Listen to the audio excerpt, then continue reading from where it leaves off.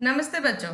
आज हम शुरू करने जा रहे हैं पाठ 3 का भाग 5, जिसमें हम जिम्नोस्पर्म्स को जानेंगे।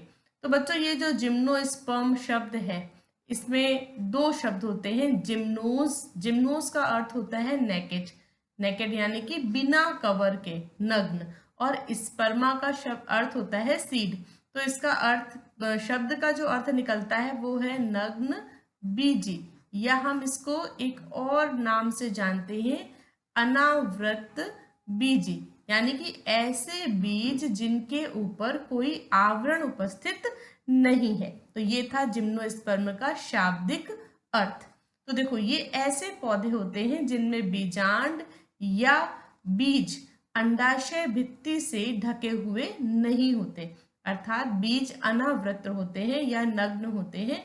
इन पौधों को हम जिम्नोस्पर्म कहते हैं। तो ये है हमारी डेफिनेशन जिम्नोस्पर्म प्लांट्स की। बच्चों, इसमें एक उदाहरण साइकस। साइकस को हम छोड़ दें, साइकस कहाँ पाया जाता है? मैदानी इलाकों में। और एक प्रजाति इफेड्रा फोलिएटा, ये राजस्थान में पाई जाती है। तो इन दो प्रजातियों को अगर हम छोड़ दें तो उसके अलावा जो जिम्नोस्पर्म है वो हमेशा ठंडे और बर्फीले पहाड़ी क्षेत्रों में पाए जाते हैं। देखो, इस एक छोटे से वीडियो क्लिपिंग में इसका आपको प्राकृतिक आवास दिखाने का प्रयास किया जा रहा है। ये बर्फीली पहाड़ियां दिखाई गई हैं शिमला की, जहां पर आपको ये देखो कोन के जैसे तिकोनाकार, ये देखो पेड़ों का आकार देखो अगर आप, तो कैसे दिखाई दे रहे हैं आपको? तिकोनाकार, इस तरह के कोन लाइक। तो ये प्राकृतिक आवास है जहां पर ठंडे बर्फीले पहाड़ों में इसकी प्रजातियां उपस्थित होती हैं। और ये पेड़ कोनिफर्स कहलाते हैं। शंक्वाकार पेड़ होते हैं, ऊपर से तीखे, है ना, कोन के जैसे। क्लियर? चलो आगे चलते हैं। तो ये है इसका प्राकृतिक आवास। अब देखो, इसका उपयोग कहाँ किया जाता है? जिम्नोस्पर्म्स के पौधे ज्यादातर सजावट के काम में लिए जाते हैं, सजाने के लिए, डेकोरेशन के लिए। तो ये देखो, ये है हमारा साइकस, जो ठंडे प्रदेशों में भी होता है, लेकिन उसके साथ साथ ये मैदानी इलाकों में भी पाया जाता है। और ये देखो, ये भी सजावट के काम में जो स्पीशीज ली जा रही है, ये भी एक जिम्नोस्पर्म है। और देखो, ये भी एक जिम्नोस्पर्म है, ये है हमारा पाइनस। पाइनस की पत्तियां देखो कैसी हैं, तीखी तीखी, निडल जैसी, सुई के जैसी। ये देखो, सुई के जैसे इसकी पत्तियां हैं। और ये जो ब्राउन कलर का स्ट्रक्चर यहाँ पर आपको दिखाई दे रहा है, ये कहलाता है कोन। पाइनस का कोन या शंकु। इनके कोन की उपस्थिति के आधार पर ही इन पौधों को हम कोनिफर्स कहते हैं। कोन को धारण करने वाले पौधे कोनिफर्स पौधे। ठीक है, चलो कोन के बारे में हम और डिटेल अभी पढ़ेंगे कि ये क्या संरचना है। आगे चलते हैं और जिम्नोस्पर्म के मॉर्फोलॉजी देखते हैं, शरीर कैसा है इनका। तो बच्चों, इनका पादप शरीर, मुख्य पादप शरीर जो होता है वो स्पोरोफाइट होता है। स्पोरोफाइट यानी कि बीजाणुद्भिद होता है। और ये जड़, तना और पत्ती में विभक्त होता है। स्पोरोफाइट हमेशा द्विगुणित होता है, जड़, तना, पत्ती में विभक्त होता है। इनका आकार झाड़ीनुमा और वृक्ष के समान पाया जाता है। इनमें जो जिम्नोस्पर्म्स हैं वो हमारे जो सबसे लंबा वृक्ष जो है वो भी जिम्नोस्पर्म्स में पाया जाता है, जो रेडवुड पार्क कैलिफोर्निया में 125 मीटर लंबा, और उसका जो घेराव है वो लगभग 30 मीटर है। इसका नाम है सिकोया। ठीक है, तो सिकोया जो प्लांट है वो सबसे लंबी ट्री स्पीशीज है, अब तक का पाया जाने वाला सबसे लंबा वृक्ष है। इसी तरह से जो सबसे छोटा जिम्नोस्पर्म है उसका नाम है ज़ैमिया, ज़ैमिया पिग्मिया, जो लगभग 25 सेंटीमीटर लंबा होता है। तो कुल मिला के ये पौधे कैसे हैं? झाड़ी के समान या वृक्ष के समान, और इनका शरीर जड़, तना, पत्ती में विभक्त होता है। इनका मुख्य पादप शरीर द्विगुणित होता है क्योंकि ये स्पोरोफाइट है। इनमें जो जड़ें होती हैं वो मूसला मूल तंत्र बनाती हैं। ठीक है, हम लोग दो तरह की जड़ें पढ़ते हैं ना, जिसमें से टैप रूट सिस्टम या मूसला मूल तंत्र की बात करते हैं। टैप रूट सिस्टम और फाइब्रस रूट सिस्टम। तो टैप रूट सिस्टम जिसमें एक मुख्य जड़ होती है और इस मुख्य जड़ से फिर बहुत सारी द्वितीयक और तृतीयक जड़ों का विकास होता है। तो ऐसी मूसला मूल तंत्र में उपस्थित होती है। और इनकी जड़ों की एक और विशेषता होती है, ये कई तरह के कवक और साइनोबैक्टीरिया के साथ सहजीवन भी प्रदर्शित करते हैं। तो इसके उदाहरण देखते हैं हम लोग। तो पाइनस जो पौधा है उसकी जड़ों में माइकोराइजा नाम का एक कवक का एसोसिएशन पाया जाता है, इसलिए इस जड़ को हम कवक मूल कहते हैं। इंग्लिश में कहते हैं इसको माइकोराइजल रूट। इसी तरह से साइकस की जड़ों में नोस्टॉक और एनेबिना जैसी साइनोबैक्टीरिया का सिम्बायोटिक एसोसिएशन या सहजीवन पाया जाता है। इसको हम कहते हैं प्रवाल मूल या कोरेलॉइड रूट। तो ये बहुत इंपॉर्टेंट पॉइंट है और इसके ऊपर बेस्ड क्वेश्चंस भी आते हैं कि कोरेलॉइड रूट क्या है, माइकोराइजल रूट क्या है, या ये रूट्स किन प्लांट्स में पाई जाती हैं उनके नाम बताइए। तो ये बहुत बहुत बहुत इंपॉर्टेंट है, इसको हमें याद करके चलना है। ओके, तो पाइनस में क्या है, माइकोराइजल रूट है, बिकॉज क्योंकि वहां पर माइकोराइजा का एसोसिएशन है। साइकस में क्या है, कोरेलॉइड रूट या प्रवाल मूल है, क्योंकि उसमें साइनोबैक्टीरिया, नोस्टॉक या एनाबिना का एसोसिएशन पाया जाता है। क्लियर? चलो आगे चलते हैं और इसके तने की प्रकृति देखते हैं। तो इसका तना शाखित भी हो सकता है और अशाखित भी, जैसे साइकस में अशाखित और पाइनस में शाखित तना पाया जाता है। इसका जो बच्चा तने की जो ग्रोथ होती है, ये ऐसे ऊपर की ओर तना बढ़ता जा रहा है, तो ऊपर की तरफ तो हमें इसकी नई नई ब्रांचेस और लीव्स दिखाई देंगी, और नीचे का जो तने का भाग है उसके ऊपर हमें पत्तियों के ऐसे चिन्ह दिखाई देंगे कि यहाँ पर कभी पत्ती लगी हुई थी और वो अब झड़ चुकी है। तो इसको कहते हैं पत्तियों के चिन्ह या लीफ स्केयर्स। तो लीफ स्केयर्स, तो ये जो लीफ स्केयर्स इनमें पाए जाते हैं, ये इनकी पहचान का एक मुख्य गुण है। पत्तियां सरल और संयुक्त दोनों तरह की हो सकती हैं, और इसकी पत्तियां तापमान, नमी और वायु इनको सहने के लिए अनुकूलित होती हैं। जैसे कोनिफर्स की पत्तियां कैसी हो जाती है, निडल की जैसी। अभी हमने देखा था पाइनस का एग्जाम्पल, तो पत्तियां कैसी थी, ऐसे निडल की जैसी। तो ये जो इसका पत्तियों का आकार है, ये इसको बर्फीले आवास में रहने के लिए अनुकूलित बना रहा है। बर्फ इसके ऊपर टिकेगी ही नहीं, जैसे ही बर्फ गिरेगी वो फिसल के नीचे गिर जाएगी। बर्फ पत्तियों की सतह पे बर्फ नहीं रुक पाएगी। इसी तरह से इनकी पत्तियों का जो सतही क्षेत्रफल होता है वो कम होता है।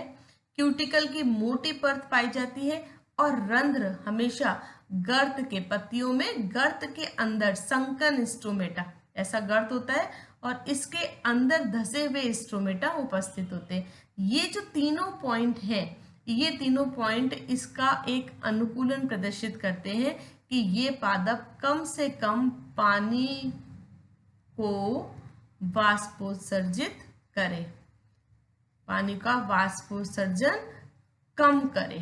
ठीक है, क्यों कम करे? क्योंकि देखो बर्फीले आवास में क्या होता है कि बर्फ होती है, तो पानी की जो अवेलेबिलिटी होती है जमीन के अंदर वो कम होती है ना, पानी बहुत ज्यादा वहां उपलब्ध नहीं होता। तो पानी का लॉस कम से कम हो, और जो है पौधे के ऊपर बर्फ रुके नहीं, इसके लिए पत्तियां जो है ऐसे अनुकूलित हो जाती हैं कि वो पानी को सहेज के रख सके। तो ये था पत्तियों का अनुकूलन कोनिफर्स प्लांट के अंदर। अब हम बात करेंगे इसके जीवन चक्र की। तो देखो जीवन चक्र को अपन समझना शुरू करते हैं। तो जैसे कि अभी हमने बात करी थी कि जिम्नोस्पर्म्स में जो मुख्य पादप काय है वो द्विगुणित है, और वो कैसी है, बीजाणुद्भिद, स्पोरोफाइट। अब ये जो द्विगुणित स्पोरोफाइट है कैसा दिखाई देगा, एक मैं आपके लिए एक डायग्राम बना रही हूँ, ऐसा कोन के जैसा, हमें जनरली एक जनरल डायग्राम बना रही हूँ, है ना, हमें कोनिफर्स इस तरह के दिखाई देते हैं। तो ये जो स्पोरोफाइट प्लांट है, इस स्पोरोफाइट प्लांट के ऊपर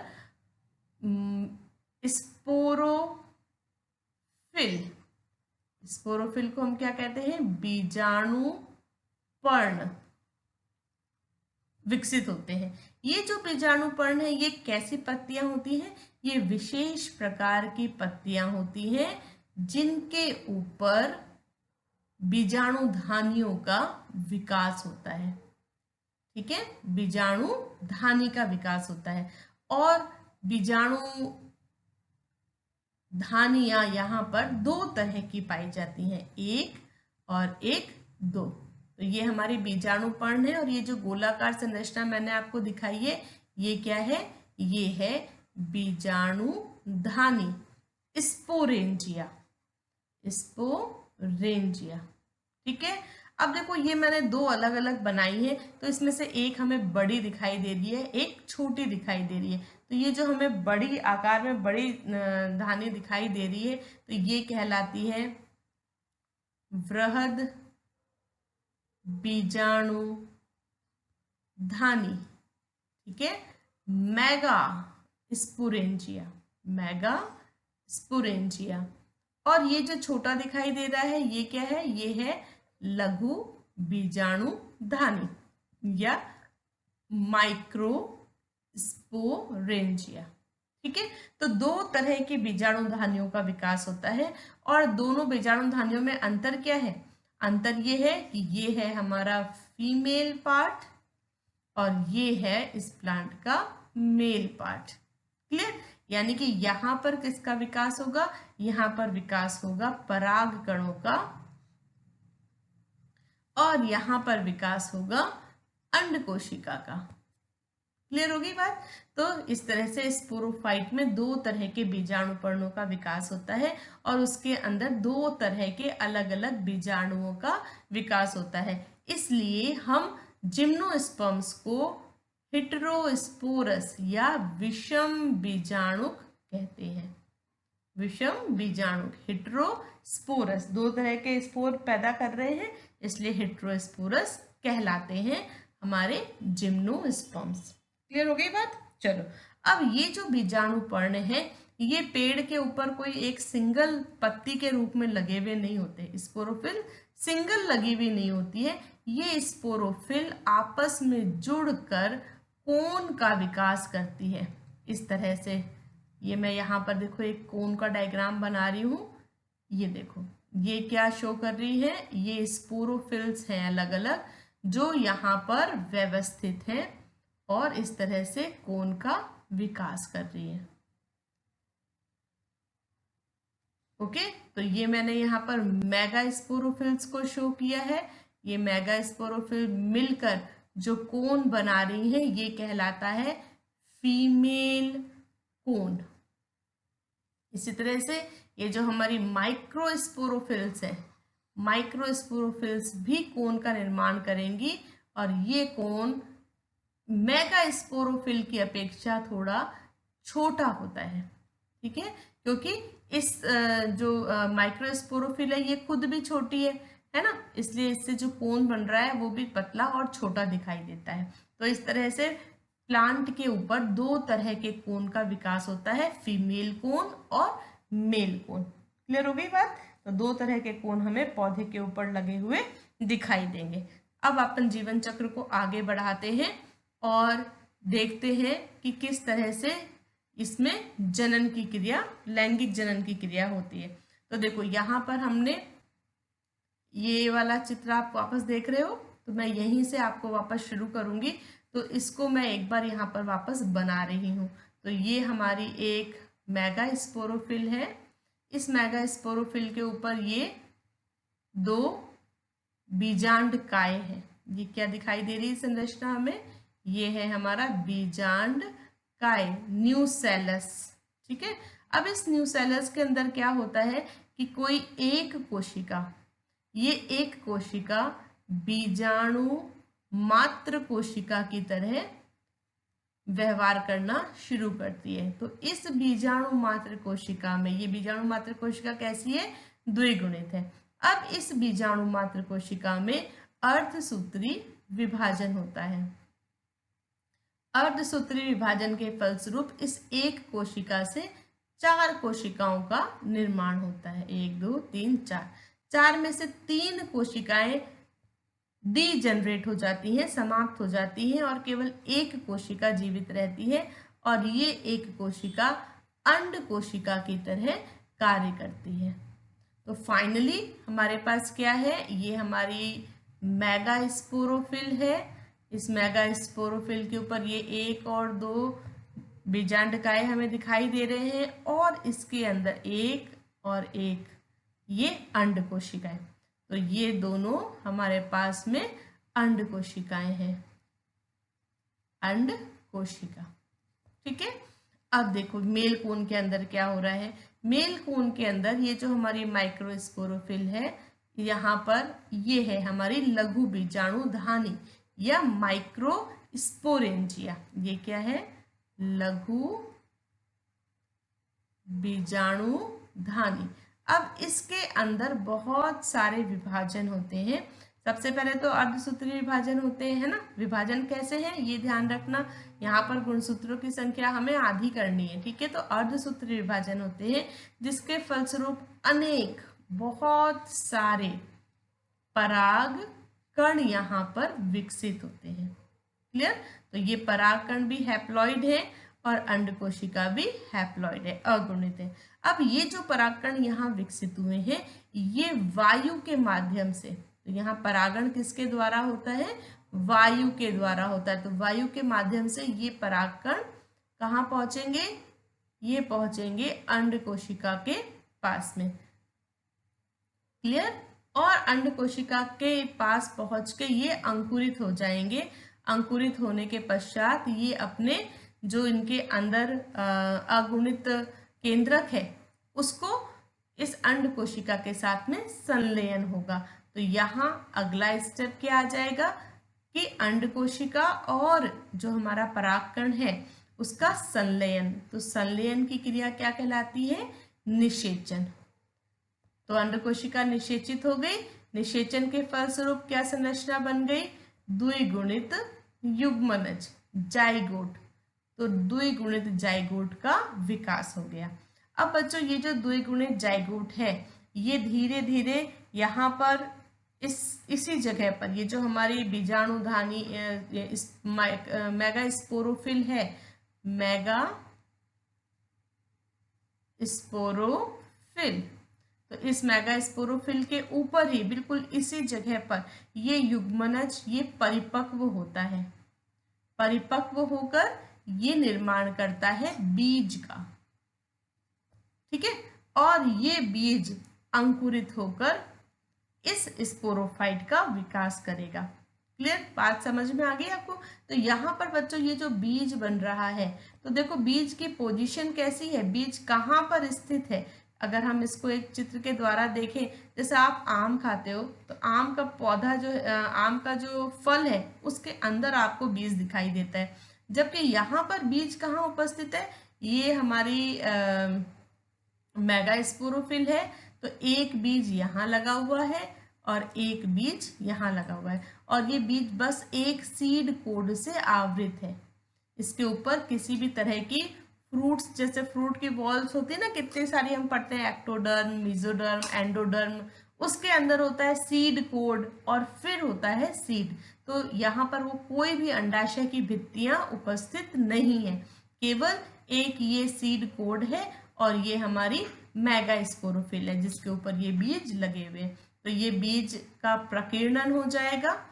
प्रकीर्णन यानी कि ये हवा के माध्यम से जब ये परिपक्व हो जाएंगे तो हवा के माध्यम से प्रकीर्णित हो जाएंगे, और जब इनको अनुकूल परिस्थितियां मिलेंगी मिट्टी में गिरने के बाद में, तो ये अंकुरित होकर नए स्पोरोफाइट पादप का निर्माण करेंगे। तो ये था बच्चों हमारे जिम्नोस्पर्म का जीवन चक्र।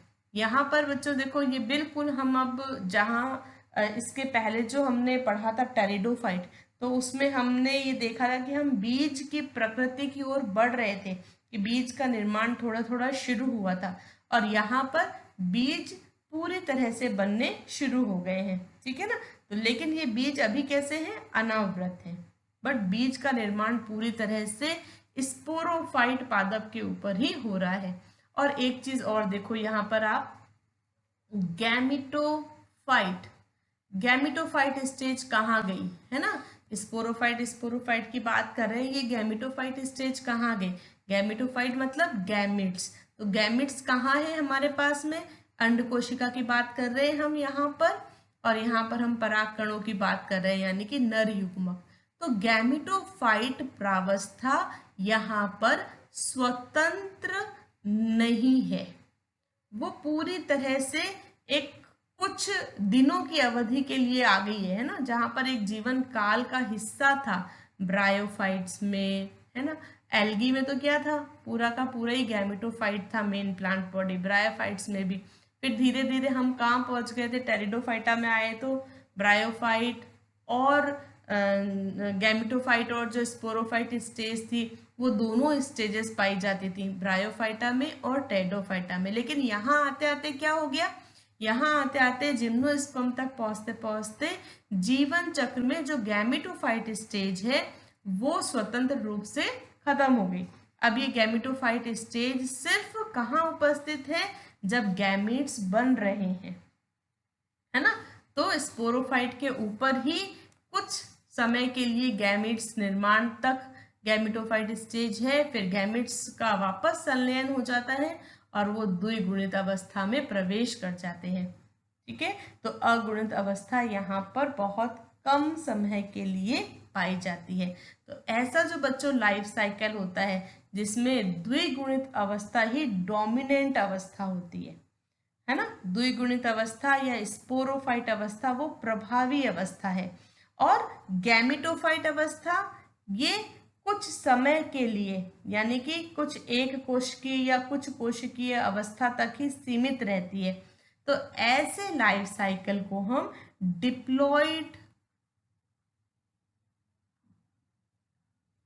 डिप्लॉन्टिक लाइफ साइकिल या द्विगुणितक जीवन चक्र के नाम से जानते हैं। ठीक है, तो जिम्नोस्पर्म में कैसा लाइफ साइकिल पाया जाता है, जीवन चक्र पाया जाता है, तो डिप्लॉन्टिक लाइफ साइकिल या द्विगुणितक लाइफ साइकिल पाया जाता है, जहां पर द्विगुणित अवस्था प्रभावी अवस्था है और अगुणित या गैमेटोफाइट अवस्था ये कुछ कोशिकाओं तक ही सीमित रह जाती है और कुछ समय के लिए ही स्पोरोफाइट अवस्था के ऊपर पाई जाती है। ये देखो, कुछ समय के लिए स्पोरोफाइट अवस्था के ऊपर गैमेटोफाइट अवस्था पाई जाएगी, फिर गैमेट्स का फ्यूजन हो जाएगा और हम वापस द्विगुणित अवस्था में प्रवेश कर जाएंगे। तो ये था पूरा हमारा जिम्नोस्पर्म। आशा करती हूँ आपको समझ में आया होगा, और फिर भी कोई क्वेरी हो तो आप कमेंट बॉक्स में छोड़ सकते हैं। मिलते हैं नेक्स्ट वीडियो लेसन में।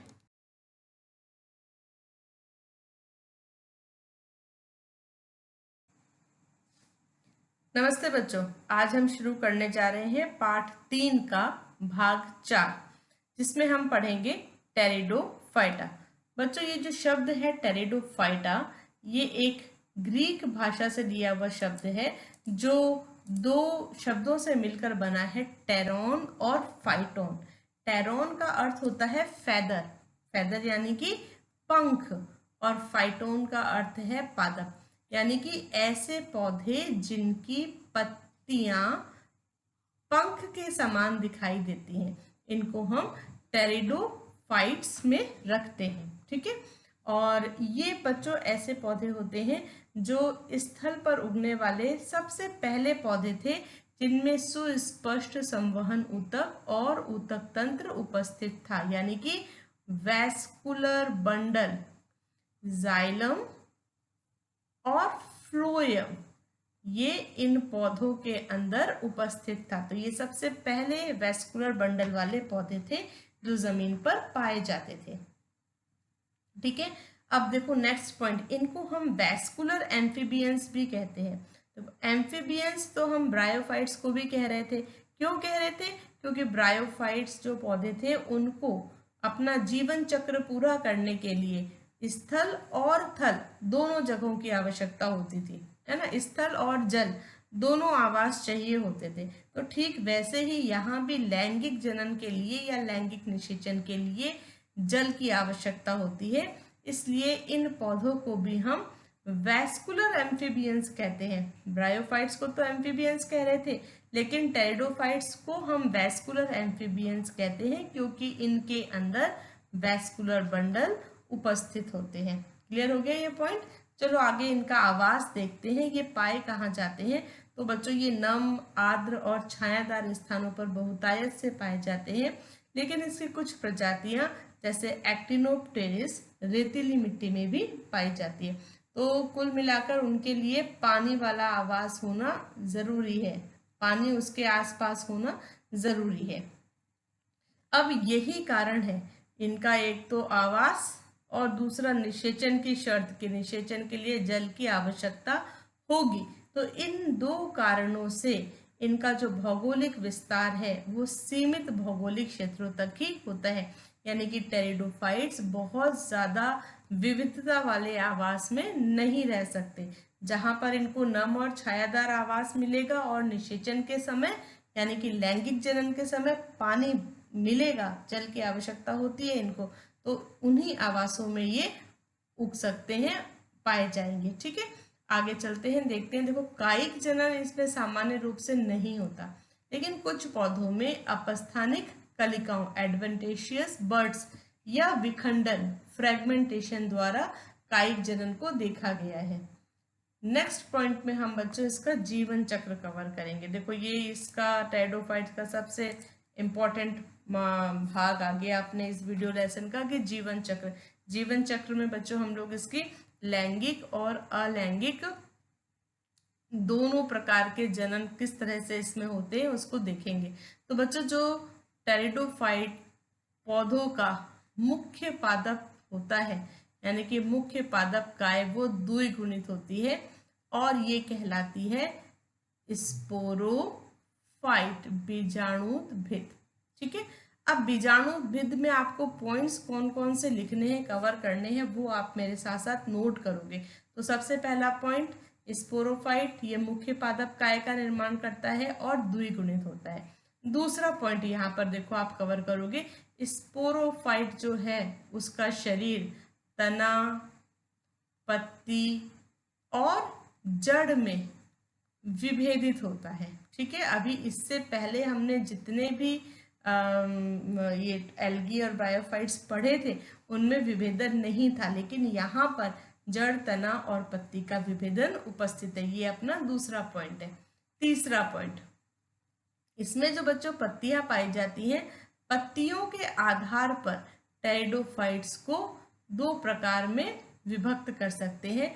ऐसे टेरिडोफाइट्स जिनमें पत्तियों का आकार छोटा होता है यानी कि लघु पर्णी, और ऐसे टेरिडोफाइट जिनमें पत्तियों का आकार बड़ा होता है यानी कि बृहद पर्णी। लघु पर्णी में हमारे पास उदाहरण है सिलेजिनेला, और बृहद पर्णी में हमारे पास उदाहरण है बहुत सी तरह के फर्न्स। ठीक है, तो पत्तियों के आधार पर आप इसमें विभेदन का थर्ड पॉइंट लिखोगे। फोर्थ पॉइंट,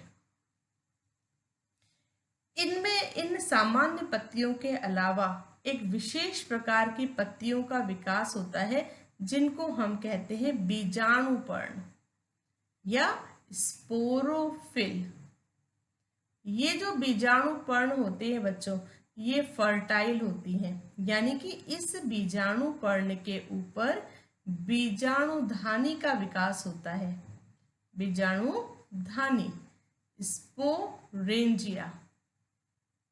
ठीक है, और ये जो बीजाणुधानी होती है, इन बीजाणुधानियों के अंदर जो कोशिकाएं हैं उसमें अर्धसूत्री यानी कि न्यूनकारी विभाजन होता है और इसके फलस्वरूप अगुणित हैप्लॉइड, अगुणित या हैप्लॉइड बीजाणुओं का या स्पोर्स का विकास होता है।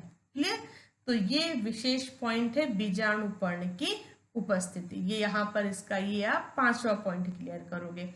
अब ये जो बीजाणु यहाँ पर बन रहे हैं बच्चों, यहाँ पर भी स्पोरोफाइट को दो प्रकारों में विभाजित किया गया है। टेरिडोफाइट्स के जो स्पोरोफाइट है ना, उनके दो प्रकार हैं यहाँ पर अगुणित बीजाणुओं के आधार पर। पहला प्रकार जिसको हम कहते हैं होमोस्पोरस या सम बीजाणु, ठीक है, या होमोस्पोरस। ठीक है, और दूसरा प्रकार है यहाँ पर विषम बीजाणु, विषम बीजाणु हेट्रोस्पोरस। अब ये क्या चीज होती है, इसको अपन देखते हैं।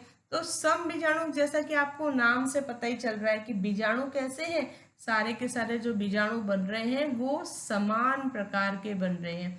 जबकि विषम बीजाणु में बच्चों क्या होता है कि दो तरह के बीजाणु बनते हैं, एक कहलाते हैं लघु बीजाणु और दूसरे कहलाते हैं वृहद बीजाणु।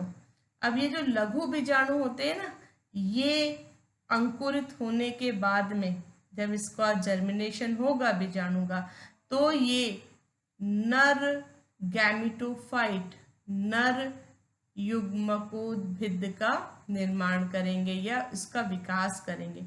और जो ये वृहद बीजाणु होते हैं, ये मादा युग्मकोद्भिद का निर्माण करते हैं। ठीक है, तो इस तरह से नर और मादा गैमिटोफाइट का विकास होता है। तो यहाँ पर जो अगुणित बीजाणु बन रहे हैं उसके आधार पर ये दो तरह के टेरिडोफाइट्स पाए जाते हैं, सम बीजाणु और विषम बीजाणु। क्लियर हो गया ये पॉइंट। चलो अब हम आगे चलते हैं यहाँ पर और एक एक इसका ना एग्जाम्पल देख लेते हैं कि सम बीजाणु में कौन से नाम आते हैं और विषम बीजाणु में कौन से टेरिडोफाइट्स आते हैं।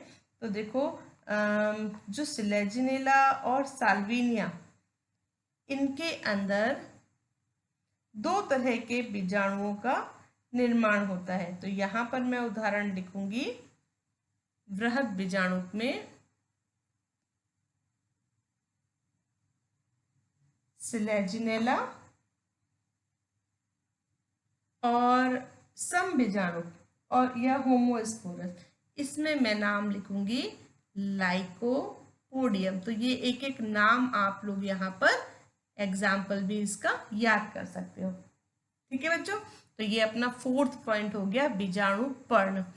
और यहाँ पर आप फिफ्थ पॉइंट दे सकते हो बीजाणु के आधार पर। ठीक है, नेक्स्ट चलते हैं सिक्स्थ पॉइंट। ये जो अगुणित बीजाणु यहाँ बने हैं, ये अगुणित बीजाणु अंकुरित होते हैं। अब यहाँ इनके अंकुरण के लिए जो इनको आवास चाहिए वो चाहिए ठंडा, छायादार और आर्द्र। तो ऐसे नम स्थानों पर ही ये पौधे विकसित होंगे। ठीक है, तो अब ये अंकुरित होंगे और अंकुरित होने पर ये नर और मादा युग्मकोद्भिद का निर्माण करेंगे। या तो दोनों युग्मकोद्भिद अलग अलग होंगे और या फिर अगर समबीजाणुक है तो एक ही युग्मकोद्भिद का विकास होगा जिसके अंदर नर और मादा दोनों जनन अंग पाए जाएंगे। ठीक है, तो यहाँ पर जो युग्मकोद्भिद बनेगा उसमें नर व मादा दोनों ही जनन अंग उपस्थित होंगे। क्लियर हो गया यहाँ तक। चलो अब आगे ये 6 पॉइंट्स जो यहाँ पर अपन ने पढ़े हैं ये हमें स्पोरोफाइट के साथ में लिखने हैं। अब हम इसके जीवन चक्र को आगे बढ़ाते हैं। तो आगे बढ़ाने के लिए मैं यहाँ पर वापस से द्विगुणित, ये है हमारा स्पोरोफाइट बीजाणुद्भिद। स्पोरोफाइट ने क्या बना लिया, स्पोरेंजिया, और स्पोरेंजिया के अंदर विकसित हो गए अगुणित स्पोर और अगुणित स्पोर्स ने अंकुरित होकर बना दिया गैमिटोफाइट। ठीक है, युग्मकोद्भिद। ठीक है, यहां तक क्लियर है पॉइंट। अब यहां पर मैं आपको एक डायग्राम दिखाना चाहूंगी और स्पोरेंजिया के बारे में एक पॉइंट और क्लियर करना चाहूंगी, उसके बाद हम गैमिटोफाइट की तरफ बढ़ेंगे। तो ये बच्चों जो स्पोरेंजिया होती है यहाँ पर, इनका विन्यास जो है स्पोरोफाइट में दो तरह से होता है। एक, या तो ये जो पत्ती है स्पोरोफिल बीजाणु पर्ण, ये क्या है बीजाणु पर्ण या स्पोरोफिल, या तो ये इसके ऊपर इस तरह से स्पोरेंजिया विन्यसित होती हैं और ये पत्तियां जो है तने के ऊपर अलग अलग लगी होती हैं।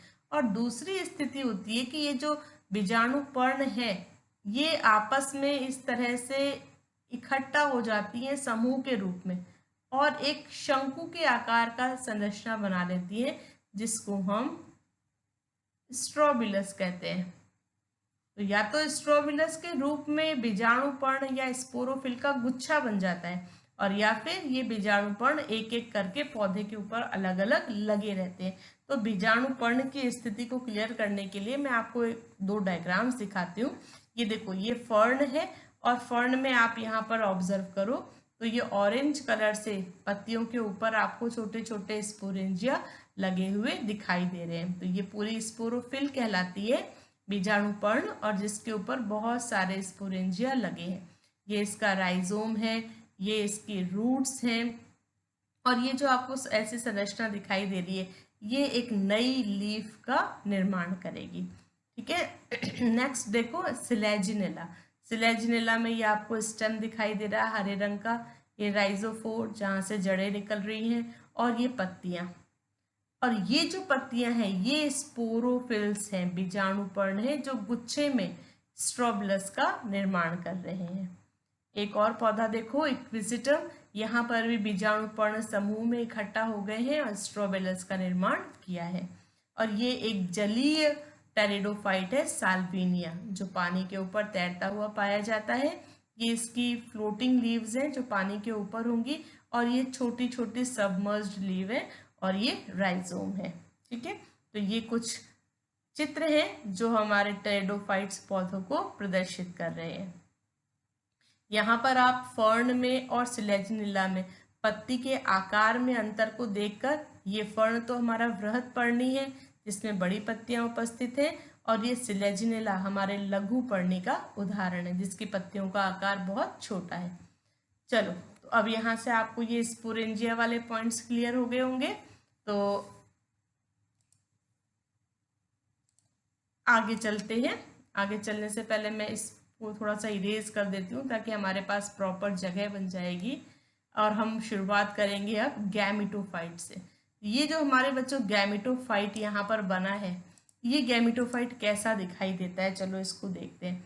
मैं यहाँ जो उदाहरण लेके चल रही हूँ वो मैं ये मान के चल रही हूँ कि इस गैमेटोफाइट का विकास हमारे समबीजाणुक से हुआ है। ठीक है। ये इसके राइजोइड्स हैं, राइजोइड्स, और इसको हम कहते हैं प्रोथैलस। जो गैमेटोफाइट है ना, ये क्या कहलाता है, प्रोथैलस कहलाता है। अब इस गैमेटोफाइट की कौन कौन सी विशेषताएं हमको याद रखनी है वो देखो बच्चों। पहला एक कि इसका आकार बहुत छोटा होता है। दूसरा, छोटा आकार तो होता है लेकिन फिर भी ये कैसे होते हैं, बहुकोशिकीय होते हैं। तीसरा पॉइंट, ये मुक्त जीवी होते हैं, यानी स्वतंत्र रूप से ये रहते हैं, और साथ ही साथ ये प्रकाश संश्लेषी होते हैं, यानी कि अपना भोजन ये स्वयं बना रहे हैं, ये स्वपोषी हैं। ठीक है। तो ये पॉइंट्स गैमेटोफाइट के हमें ध्यान रखने हैं। अब बच्चों, इस गैमेटोफाइट के ऊपर आर्किगोनिया, ये आर्किगोनिया है फ्लास्क के आकार का, और ये एंथ्रेडिया। आर्किगोनिया और एंथ्रेडिया का विकास इस गैमेटोफाइट के ऊपर होता है। तो मैं इसको लेबल करती हूँ। ये फ्लास्क के आकार के क्या है, हमारे स्त्रीधानी, यानी कि आर्किगोनिया। और ये कौन सी संरचनाएं हैं, ये है हमारी पुंधानी या एंथ्रीडिया। ठीक है। तो एंथ्रीडिया और आर्किगोनिया। तो अब ये पॉइंट तो हमें पता ही है बच्चों की, एंथ्रीडिया के अंदर हमारे एंथ्रेजोइड्स यानी कि नर युग्मकों का विकास होता है, और आर्किगोनिया के अंदर एग सेल यानी कि मादा युग्मक का विकास होगा। अब ये जो नर युग्मक यहाँ बनेंगे, इनको मादा युग्मक तक पहुंचने के लिए माध्यम जल की आवश्यकता होती है, इसीलिए पानी की यहाँ बहुत ज़्यादा इम्पोर्टेंस होती है। ठीक है। तो नर युग्मक पानी के माध्यम से मादा युग्मक तक पहुंचेगा और निषेचन की क्रिया होगी।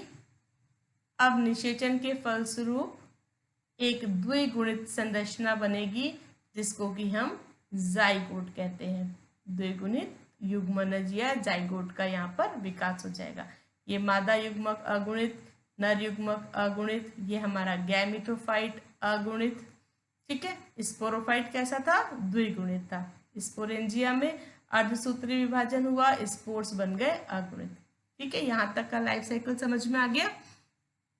अब आगे का पॉइंट देखो। अब ये जो द्विगुणित युग्मनज है ये धीरे धीरे विकसित होता है और वापस द्विगुणित स्पोरोफाइट का विकास करता है।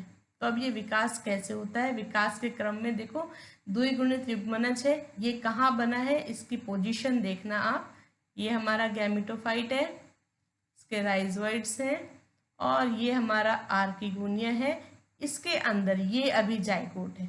ये किसकी पोजीशन है? हमारे द्विगुणित युग्मनज की। अब ये युग्मनज क्या करेगा? इसका धीरे धीरे धीरे धीरे विकास होगा। विकास के क्रम में इसमें स्टेम बनेगा, इस तरह से रूट्स का विकास होगा, स्टेम के ऊपर पत्तियों का विकास होगा इस तरह से, और फिर धीरे धीरे ये जो है यहाँ पर स्ट्रोबिलस यानी कि कोन का विकास होगा। तो ये आपको पूरा एक स्पोरोफाइट इस तरह से विकसित होता हुआ दिखाई देगा। तो इस विकास के क्रम में जैसे ही इसमें रूट्स बन जाएंगी, तने का विकास हो जाएगा, प्लस पत्तियां बन जाएंगी, तो इसका जो गैमेटोफाइट से, ये जो गैमेटोफाइट है युग्मकोद्भिद, इससे इसका संपर्क टूट जाएगा और ये एक स्वतंत्र पादप के रूप में, एक स्वतंत्र स्पोरोफाइट के रूप में विकसित हो जाएगा। ठीक है, तो ये था बच्चों जीवन चक्र टेरिडोफाइटा। अब इस जीवन चक्र में आप देखो, स्पोरेंजिया में अर्धसूत्री विभाजन हुआ, स्पोर बन गए, और ये अगुणित अवस्था कहाँ तक चली? जब तक निषेचन हुआ। निषेचन के बाद में वापस द्विगुणित युग्मनज बन गए। तो ये जीवन चक्र की अगुणित प्रावस्था और ये जीवन चक्र की द्विगुणित प्रावस्था।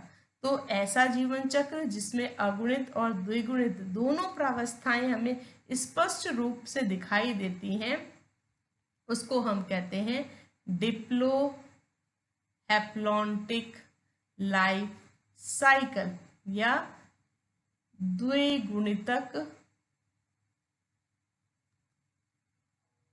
अगुणितक जीवन चक्र। ठीक है, जैसा कि ब्रायोफाइट्स में हमने पढ़ा था। तो ये था हमारा टेरिडोफाइटा का लाइफ साइकिल। अब हम इसका लास्ट पॉइंट कवर करने जा रहे हैं आज के वीडियो लेसन का, टेरिडोफाइटा का आर्थिक महत्व। ये हमारे लिए किस तरह से महत्वपूर्ण है। तो टेरिडोफाइटा का महत्व क्या है? तो सबसे पहला महत्व बच्चों इसका, क्योंकि इसकी पत्तियां बहुत ही सुंदर होती हैं, इसलिए टेरिडोफाइट्स को सजावटी पौधों के रूप में लोग अपने घरों में, बगीचों में लगाते हैं। तो ये इसकी सबसे पहली इम्पोर्टेंस है कि हम सजावट के लिए फर्न्स को बहुत ज़्यादा काम में लाते हैं। ठीक है, तो सजावटी पौधों के रूप में फर्न, तरह तरह के फर्न हमारे घरों की शोभा बढ़ाते हैं। चलो अगला पॉइंट देखें, भोजन के रूप में। भोजन के रूप में, ठीक है, तो भोजन के रूप में बच्चों जो टेरिडोफाइट्स हैं, इसमें स्टार्च की मात्रा, जो टेरिडोफाइट पौधों के राइजोम होते हैं उसके अंदर स्टार्च की बहुत अच्छी मात्रा उपस्थित होती है, इसलिए भोजन के रूप में इसका प्रयोग उबाल के किया जाता है। साथ ही साथ पशुओं के चारे के लिए भी इसकी कुछ स्पीशीज का प्रयोग किया जाता है। एक बहुत इम्पॉर्टेंट इसका महत्व है, वो है उर्वरक के रूप में। एक टेरिडोफाइट होता है बच्चों एजोला, जो कि पानी के अंदर पाया जाता है, पानी के आवास में, यानी जलीय पादप, जलीय टेरिडोफाइट है ना। तो ये जो एजोला है ये एनाबिना, एनाबिना क्या है? एनाबिना एक साइनोबैक्टीरिया है। तो एनाबिना के साथ में यह सहजीवन प्रदर्शित करता है। तो एजोला को क्या करते हैं, जहाँ चावल की खेती की जाती है तो वहाँ पर चावल के खेतों में इसको एजोला को डाल दिया जाता है। तो एजोला और एनाबीना ये दोनों सहजीवन में वहाँ रहते हैं, उस पानी जलीय आवास में ये रहते हैं और वहाँ पर नाइट्रोजन को फिक्स करने का काम करते हैं। ये जो जलीय आवास है इसमें नाइट्रोजन को उर्वरक के रूप में मिलाने का कार्य करते हैं। कुछ टेरिडोफाइट्स पौधे जो हैं बच्चों वो औषधीय महत्व भी रखते हैं, जिसमें नाम आता है लाइकोपोडियम, लाइकोपोडियम क्लेविटम। ये जो पौधा है लाइकोपोडियम क्लेविटम, ये किडनी, लीवर और फेफड़े के रोगों में बहुत उपयोगी होता है। साथ ही साथ एक नाम आता है इक्विसिटम। अभी अपन ने देखा था ना इक्विसिटम का एक प्लांट, तो इक्विसिटम डेबाइल ये जो पौधा है बच्चों, ये स्त्री जननांगों के रोगों में इसका प्रयोग किया जाता है। और एक पौधा है बच्चों एंजियोप्टेरिस।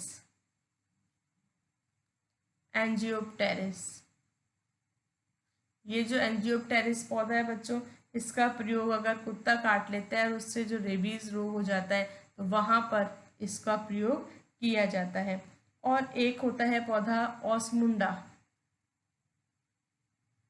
ऑस्मुंडा। ये जो ऑस्मुंडा पौधा है बच्चों, इसके अंदर कैल्शियम की प्रचुर मात्रा होती है। तो कमज़ोर हड्डियां होती हैं किसी की, तो उसको, इस पौधे को प्रयोग में लाने के लिए कहा जाता है। तो इस तरह से टेरिडोफाइटा का जो है हमारे लिए आर्थिक महत्व, औषधीय महत्व और भोजन के लिए और कृषि क्षेत्र में महत्व है। तो बच्चों ये अपना चैप्टर का पोर्शन टेरिडोफाइटा कंप्लीट होता है। आशा करती हूँ आपको समझ में आया होगा। अगर फिर भी कोई क्वेश्चन हो तो आप कमेंट बॉक्स में क्वेश्चन छोड़ सकते हैं। मिलते हैं नेक्स्ट वीडियो लेसन में। नमस्ते बच्चों, आज हम शुरू करने जा रहे हैं पाठ 3 का भाग 6, जिसमें हम एंजियोस्पर्म पौधों के बारे में पढ़ेंगे। तो बच्चों इसको परिभाषित कैसे करेंगे एंजियोस्पर्म को? तो ये ऐसे पौधे हैं या ऐसे पौधों का वर्ग है जिसमें लैंगिक जनन अंग यानी कि नर और मादा जनन अंग पुष्प के अंदर विन्यसित रहते हैं या पुष्प के रूप में पाए जाते हैं। और दूसरी विशेषता कि यहाँ पर जो बीज बनते हैं वो बीज हमेशा फल के अंदर छुपे हुए रहते हैं। एक सिंपल सा एग्जाम्पल देते हैं। आप आम खाते हो, आम का फल खाते हो, तो बाहर क्या है? फल। फल के अंदर आपको बीज मिलता है, ठीक है? तो बीज एक फल के आवरण से ढके हुए होते हैं, इसीलिए एंजियोस्पर्म पौधों को हम आवर्त बीजी पौधों के नाम से भी जानते हैं। यानी कि बीज फल रूपी आवरण के अंदर हमेशा हमें छुपा हुआ दिखाई देता है, ठीक है? चलो नेक्स्ट पॉइंट में हम बात करते हैं एंजियोस्पर्म पौधों के आवास की। तो बच्चों आवास की अगर हम बात करें तो ये पौधे हमारे आसपास सभी स्थानों पर, चाहे वो जल हो चाहे वो स्थल हो, और स्थल में भी विभिन्न प्रकार की भौगोलिक परिस्थितियां जैसे बर्फीले पहाड़, साथ ही गर्म रेगिस्तान और मैदानी इलाका, इन सभी स्थानों पर यानी कि बहुत ही व्यापक रूप से हमारे आसपास ये पौधे हमें हर प्रकार के आवास में देखने के लिए मिल जाते हैं। इसके बाद में बच्चों अपन बात करते हैं इसकी आकारिकी की, कि ये पौधे हमें दिखाई कैसे देते हैं। तो आकारिकी रूप से बच्चों ये पौधे हमें वृक्ष, झाड़ी, शाख और लता, इन सभी प्रकार में ये पौधे हमें दिखाई देते हैं, ठीक है? और इनके साइज की अगर हम बात करें तो इसमें बहुत विविधता पाई जाती है साइज में। सबसे छोटा पौधा जो कि सूक्ष्मदर्शी पौधा है, माइक्रोस्कोप के नीचे जिसको देखना पड़ता है, वुल्फिया, वो भी एक एंजियोस्पर्म है। और बहुत ऊंचाई वाला यूकेलिप्टस, जिसकी ऊंचाई 100 मीटर से भी ज्यादा होती है, वो भी एक एंजियोस्पर्म है, ठीक है? यूकेलिप्टस ये भी एक एंजियोस्पर्म पौधा है। तो साइज में बच्चों यहाँ पर बहुत ज्यादा विविधता देखने को मिलती है। ठीक है, ये 2 पॉइंट क्लियर है। इसके बाद में इसके अगर हम उपयोग की बात करें तो चाहे हमारा कोई भी उपयोग हो, वहां सब जगह हम पौधों को प्रयोग में ले रहे हैं, वो भी एंजियोस्पर्म जैसे। चाहे हमें भोजन के लिए पौधों की आवश्यकता हो, चाहे हमारे पशुओं के लिए चारे की आवश्यकता हो, चाहे औषधियों की आवश्यकता हो, इसके अलावा ईंधन के रूप में, तो सभी जगह हम व्यावसायिक रूप से अगर हमें लकड़ी की आवश्यकता है तो सभी जगह हम बहुत बड़ी मात्रा में एंजियोस्पर्म पौधों का प्रयोग कर रहे हैं। ठीक है, तो ये एक जनरल इंट्रोडक्शन था एंजियोस्पर्म पौधों के बारे में। चलो अब बात करते हैं। तो बच्चों एंजियोस्पर्म जो पौधे हैं उनमें जो बीज पत्र पाया जाता है, बीज पत्र मतलब जो बीज के अंदर एक पत्ती के समान संरचना होती है जिसको कॉटिलिडन कहते हैं, और ये कॉटिलिडन पोषण देने का काम करता है। पोषण किसको देता है? जब बीज का अंकुरण होता है और उससे एक छोटा सा सीडलिंग निकलता है ना, नवोद्भिद निकलता है, तो उसको पोषण देने का काम ये कॉटिलिडन करता है। तो कॉटिलिडन की संख्या के आधार पर एंजियोस्पर्म पौधों को 2 वर्गों में बांटा गया है। पहला वर्ग है एक बीजपत्री, एक बीजपत्री या इसको हम मोनोकॉट कहते हैं, और दूसरा वर्ग है द्विबीजपत्री, इसको हम डाइकॉट कहते हैं। ठीक है, तो इन 2 वर्गों में बीजपत्र की संख्या के आधार पर, तो एक बीजपत्री है तो इसमें बीजपत्र की संख्या 1 होती है, और द्विबीजपत्री में बीजपत्र की संख्या 2 पाई जाती है। ठीक है, ये कैसे होगा? जैसे कि एक बीज हमने अगर गेहूं का बोया है तो उससे जो सीडलिंग निकलेगा तो उसमें हमें एक इस तरह से पतला और लंबा पत्ती के समान एक संरचना दिखाई देगी और नीचे जड़ का विकास होगा।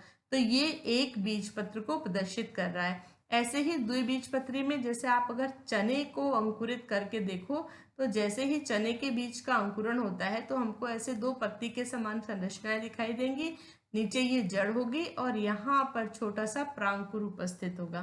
तो ये जो संरचनाएं हैं ये इसके 2 बीज पत्रों को प्रदर्शित कर रही हैं। ठीक है, तो पहला अंतर तो बीज पत्र की संख्या।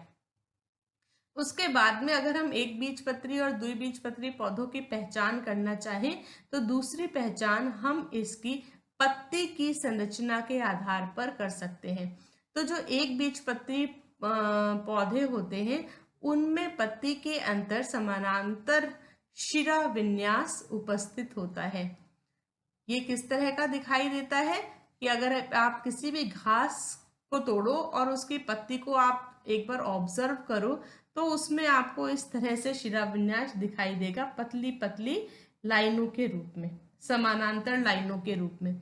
और अगर हम द्विबीजपत्री पौधे की कोई पत्ती को तोड़े और उसके शिराविन्यास को ऑब्जर्व करें तो उसमें एक ऐसी मोटी मिडरिप उपस्थित होती है, मध्य शिरा, और इस मिडरिप से बहुत सारी शिराएं उपस्थित हमें पूरी पत्ती के ऊपर जाल के समान फैली हुई दिखाई देंगी। ठीक है, तो इस तरह के शिरा विन्यास को हम कहते हैं जालिका रूपी शिरा विन्यास। तो पत्ती के शिरा विन्यास के आधार पर भी हम एक बीजपत्री और द्विबीजपत्री पौधों में अंतर को स्थापित कर सकते हैं। चलो तीसरा अंतर क्या होता है बच्चों दोनों में, वो है मूल तंत्र का। जो एक बीजपत्री पौधे होते हैं उनमें फाइब्रस रूट पाई जाती है। Fibrous root system, fibrous root system कैसा होता है कि यहाँ पर एक बिंदु से ही बहुत सारी जड़ें इस तरह से निकलती हुई हमें दिखाई देती है। यहाँ पर कोई भी एक मुख्य मूल है ना, मेन रूट उपस्थित नहीं होती। द्विबीजपत्रों की बात करें तो इसमें पाया जाता है टैप रूट सिस्टम।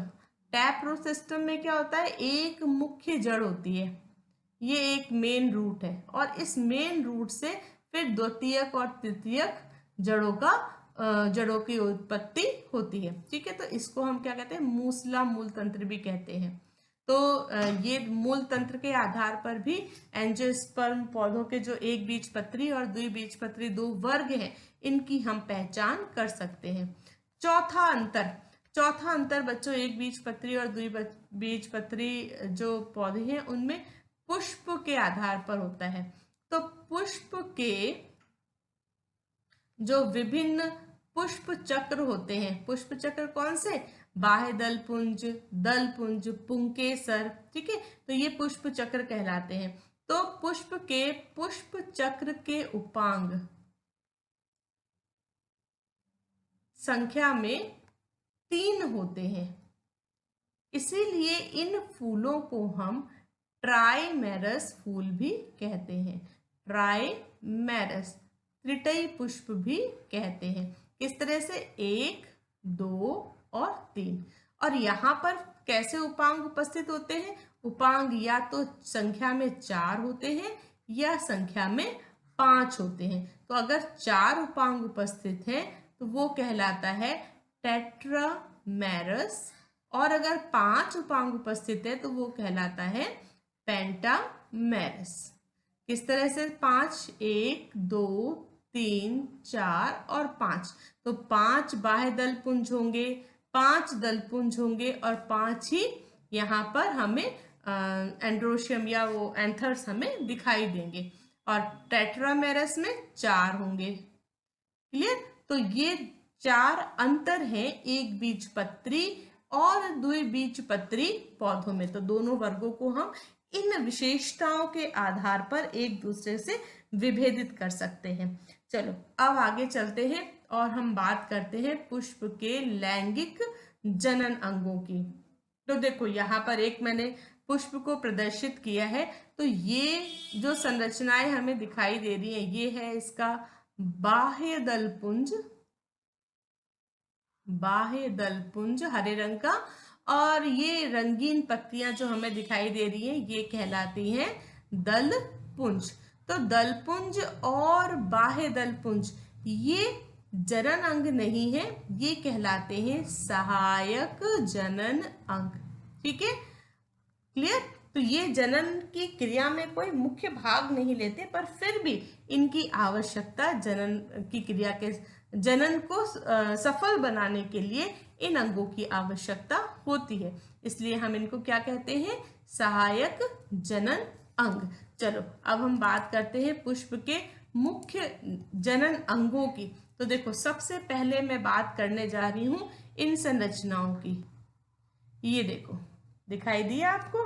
तो पुष्प में जो इस तरह से हमें बहुत सारे पुंकेसर दिखाई देते हैं, ये पुंकेसर, इस संरचना का क्या नाम है?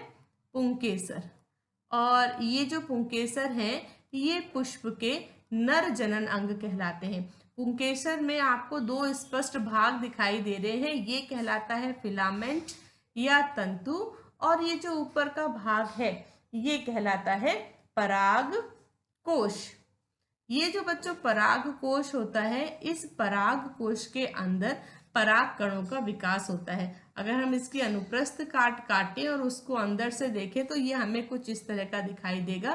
तो यहाँ पर आपको 1, 2, 3 और 4 ये जो गोले दिखाई दे रहे हैं, ये बच्चों माइक्रोस्पोरेंजिया है। मतलब इसके अंदर ही लघु बीजाणुधानी का भाग है, और इसके अंदर ही लघु बीजाणु या पराग कणों का निर्माण होता है। क्लियर?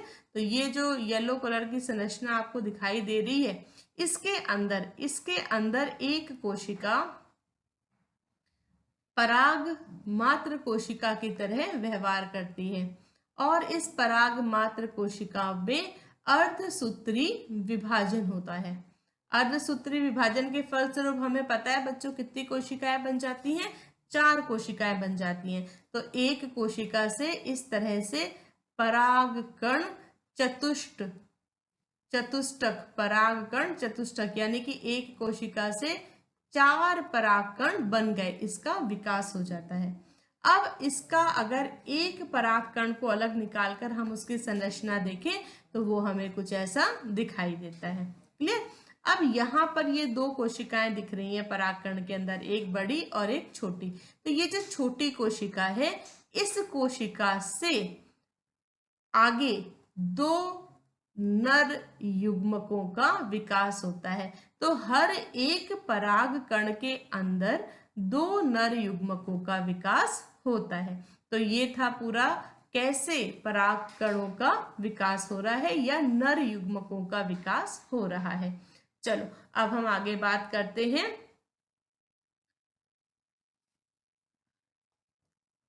स्त्री केसर की। ठीक है, पुंकेसर की बात हमने यहाँ पर कर ली, पुंकेसर। अब हम यहाँ बात किसकी करने जा रहे हैं, स्त्री केसर की। देखो ये इस संरचना को यहाँ पर इनलार्ज करके दिखाया गया है। ये है हमारा पुष्प का स्त्री केसर। इसके विभिन्न भाग देखो तो ऊपर ये कप के समान संरचना दिखाई दे रही है, ये कहलाती है स्टिग्मा। इसको कहते हैं वर्तिकाग्र।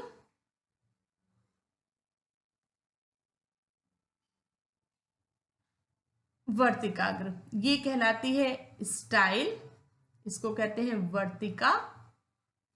ठीक है, ओवरी यानी कि अंडाशय, अंडाशय के अंदर ओव्यूल यानी कि बीजांड,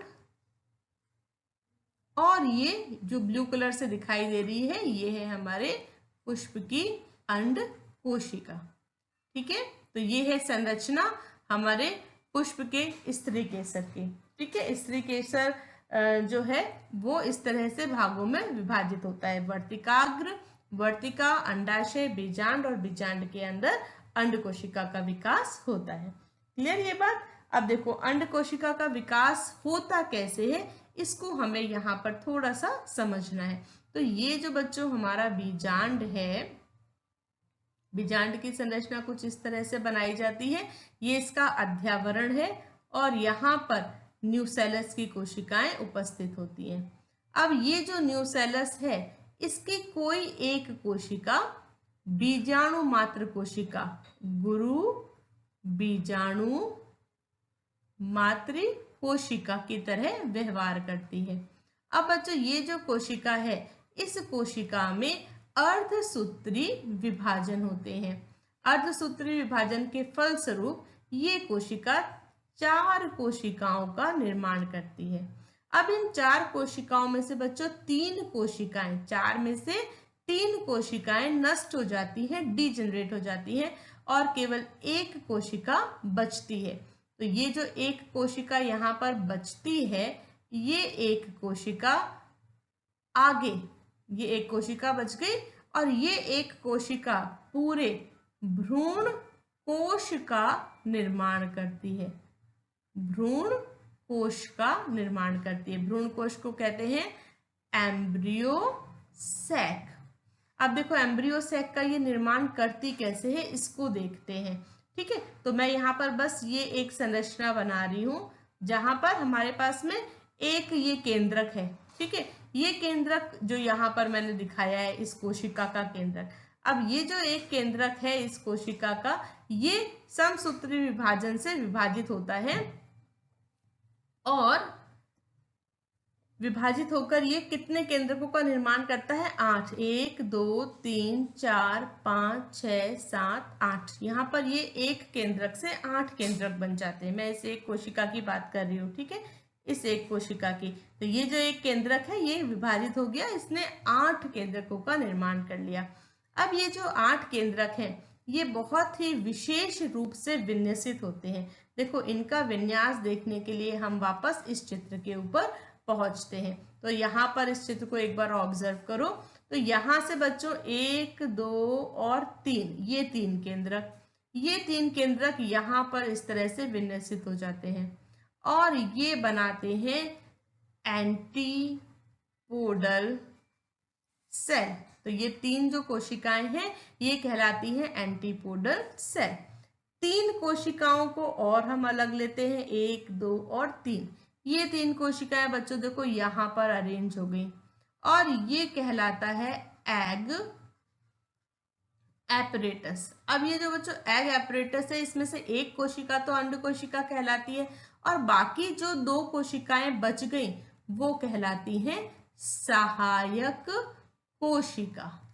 ठीक है, अब बच गए दो केंद्रक। ये दो केंद्रक इस तरह से बीच में विन्यासित हो जाते हैं और ये निर्माण करते हैं सेंट्रल सेल का, केंद्रीय कोशिका का सेंट्रल सेल।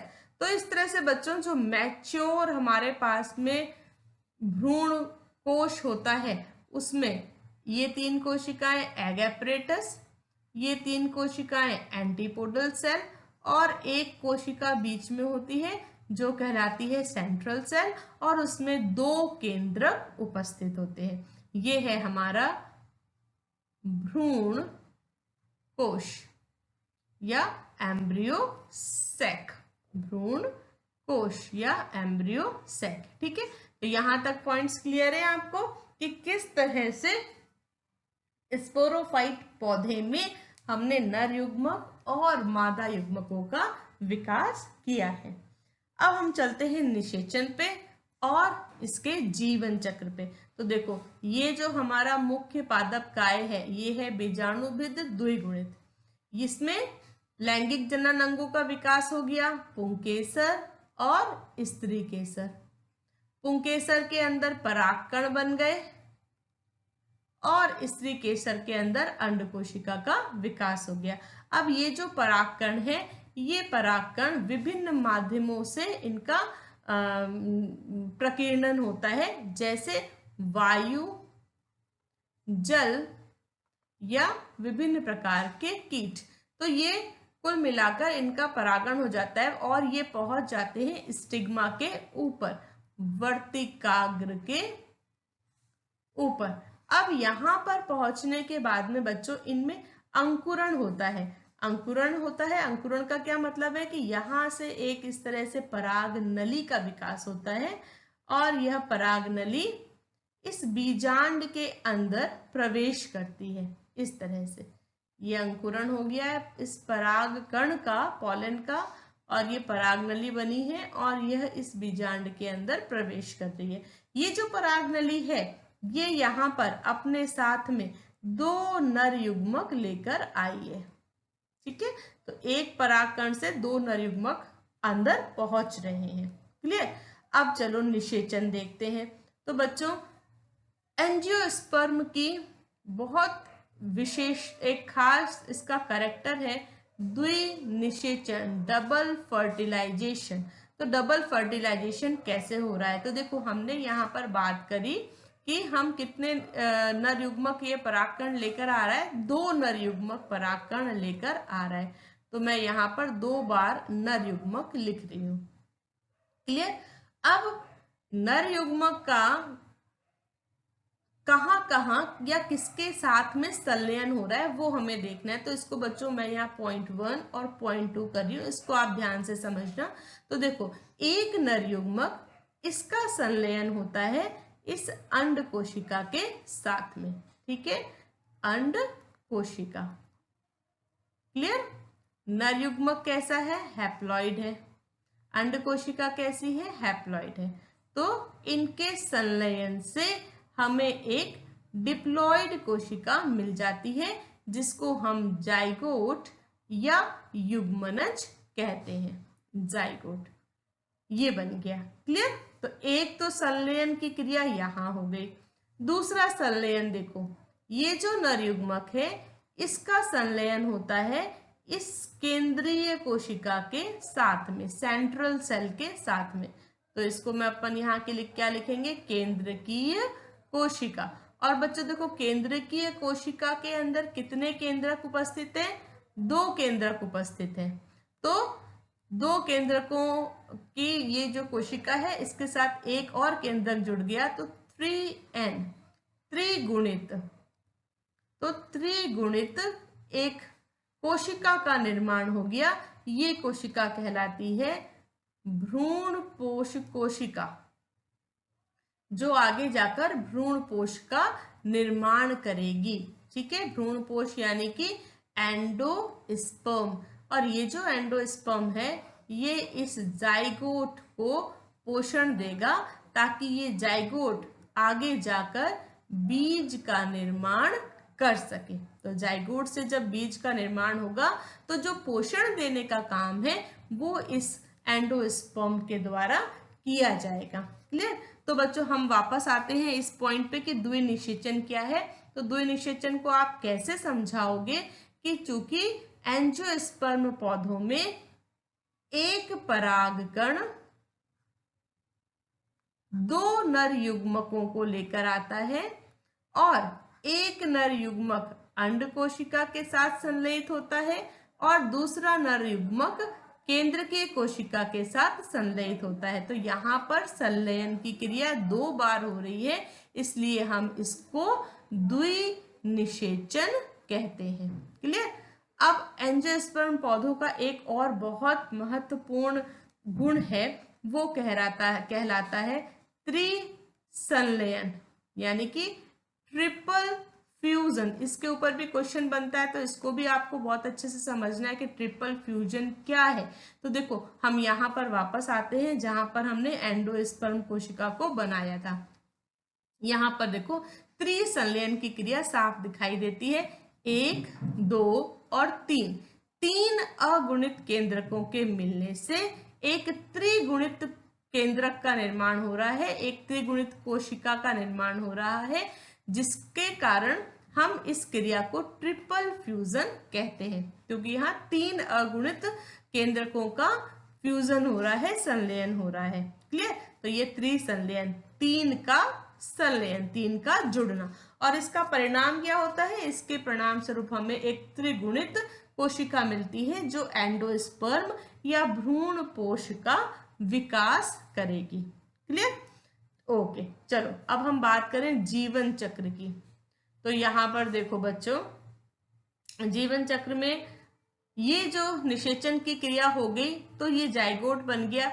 जाइगोट से क्या बन गया? बीज का निर्माण होगा। तो बीज कैसा है? बीज है डिप्लॉइड, और ये डिप्लॉइड बीज फिर अनुकूल परिस्थितियां मिलने पर वापस जर्मिनेट होकर बीजाणुद्भिद पादप का निर्माण करेगा। अब ये बीज उपस्थित कहाँ है, इसकी स्थिति भी हमें देखनी है। तो देखो यहाँ पर अंड कोशिका है, यानी कि निषेचन यहाँ पर हुआ है। इसको मैं एक बार आपको अच्छे से हाईलाइट करके दिखाती हूँ। देखो निषेचन कहाँ हो रहा है? इस जगह पर। क्लियर। तो ये निषेचन का स्थान है, यहाँ निषेचन हो रहा है। तो भ्रूण का विकास कहाँ हो रहा है? तो भ्रूण का विकास या जो बीज का विकास है, बीज का निर्माण है, वो कहाँ हो रहा है? इसी जगह पर हो रहा है ना।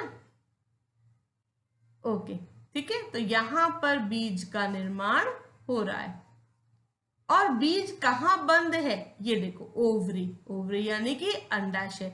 तो ये जो हमारा अंडाशय है, इसकी जो भित्तियां हैं ये फल का निर्माण कर लेती हैं, और ये जो हमारा एग है, एग का नर युग्मक के साथ में संलयन हो गया और हमारा बन गया जाइगोट, और ये जाइगोट क्या बना लेता है?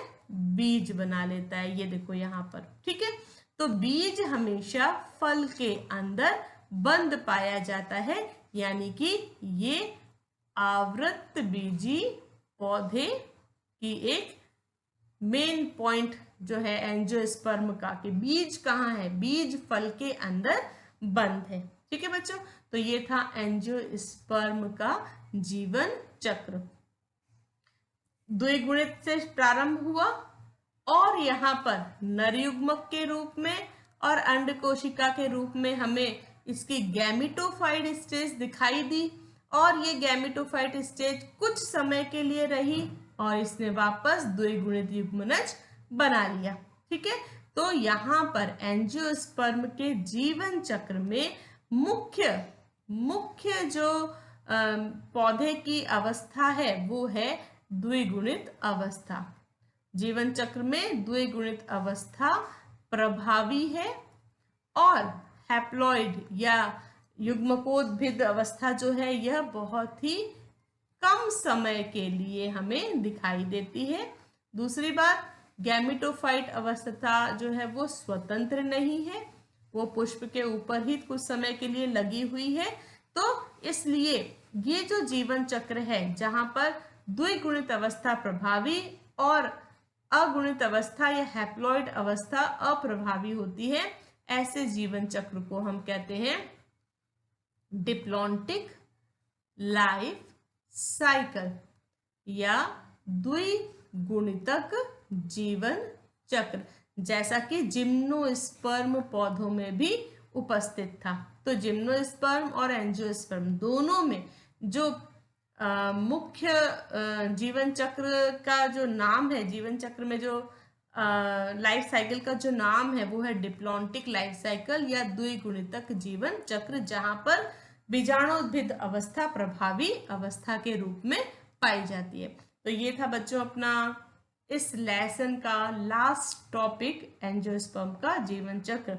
अब देखो आपकी बुक में एक टॉपिक और दे रखा है इसके बाद में, पीढ़ी एकांतरण। अब बच्चों ये जो टॉपिक है पीढ़ी एकांतरण, ये अपन ने हर वीडियो के साथ में कवर कर लिया। जैसे जब मैंने आपको एल्गी पढ़ाया था शैवाल, तो वहां पर शैवाल में पीढ़ी एकांतरण पढ़ाया था।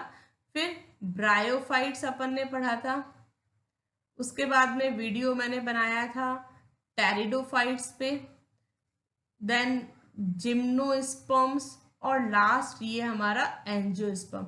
तो इन सभी वीडियोस में इन सभी वर्गों में किस तरह का पीढ़ी एकांतरण उपस्थित है उसको मैंने आपको डिटेल में एक्सप्लेन किया है। तो हमने यहाँ पीढ़ी एकांतरण में इन सभी वीडियोस में 3 तरह के लाइफ साइकिल पढ़े हैं। पहला लाइफ साइकिल था हमारा अगुणितक लाइफ साइकिल, हैप्लॉन्टिक या अगुणितक जीवन चक्र। उसके बाद में हमने दूसरा जो जीवन चक्र पढ़ा था वो था अगुणितक द्विगुणितक, यानी कि हैप्लो डिप्लॉन्टिक लाइफ साइकिल, है ना। और ये हैप्लोडिप्लॉन्टिक लाइफ साइकिल उपस्थित था ब्रायोफाइट्स में और टेरिडोफाइट्स में। हैप्लॉन्टिक उपस्थित था एल्गी में। और तीसरा लाइफ साइकिल हमने पढ़ा डिप्लॉन्टिक लाइफ साइकिल, जो जिम्नो और एंजियो में उपस्थित है। तो यहाँ पर जीवन चक्र की प्रभावी अवस्था है द्विगुणित अवस्था। डिप्लोहैप्लॉन्टिक में द्विगुणित और अगुणित दोनों अवस्थाएं जीवन चक्र में लगभग आधे आधे समय के लिए पाई जाती हैं, जबकि हैप्लॉन्टिक में मुख्य या प्रभावी अवस्था होती है अगुणित अवस्था। ठीक है, तो बच्चों ये था ये पूरा चैप्टर अपना। आशा करती हूँ आपको पूरा चैप्टर समझ में आया होगा। फिर भी अगर कहीं कोई क्वेरी रह गई हो, कोई बात आपको नहीं समझ में आई, तो आप कमेंट बॉक्स में कमेंट करके मुझसे पूछ सकते हैं। फिर मिलते हैं नए चैप्टर के साथ में।